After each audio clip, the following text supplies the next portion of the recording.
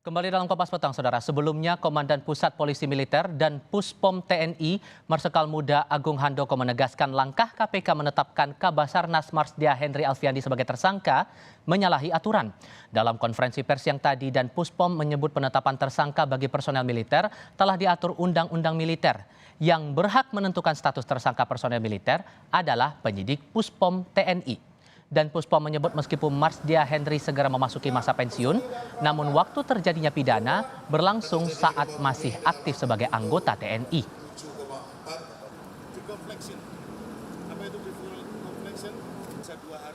Menurut kami, apa yang dilakukan oleh KPK untuk penetapan personil militer sebagai tersangka menyalahi ketentuan.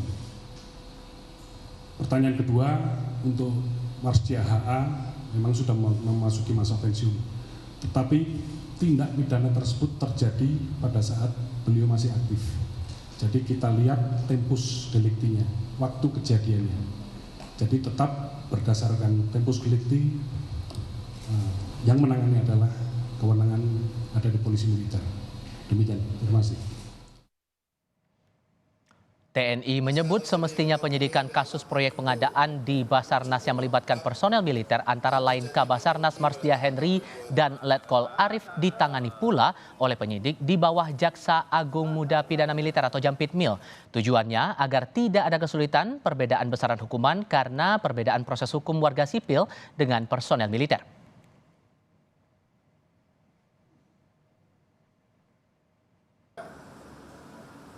Kalau ini jadi satu, dilaksanakan oleh tim penyidik dari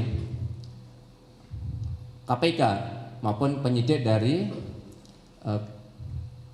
militer yang ada di dalam organisasi Jampitmil. Jampitmil ini menjadi bagian atau organisasi baru yang ada di Kejaksaan Agung.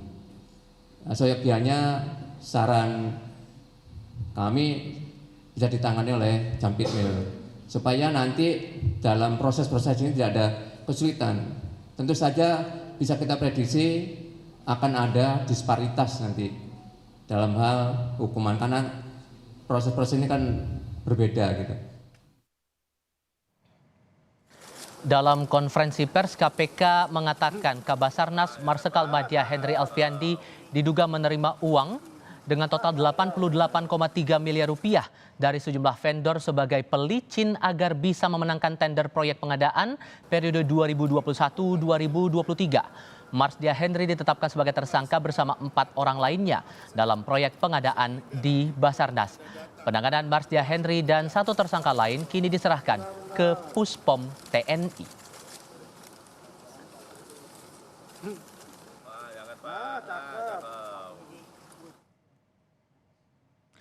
Kabasarnas Marsdia Henry Alfiandi memiliki harta kekayaan mencapai 10,9 miliar rupiah.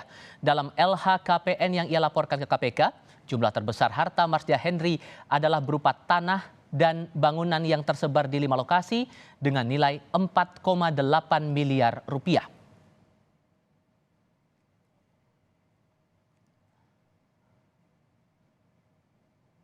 Selain aset tanah dan bangunan, Henry juga memiliki harta berupa alat transportasi dengan total nilai 1,04 miliar rupiah.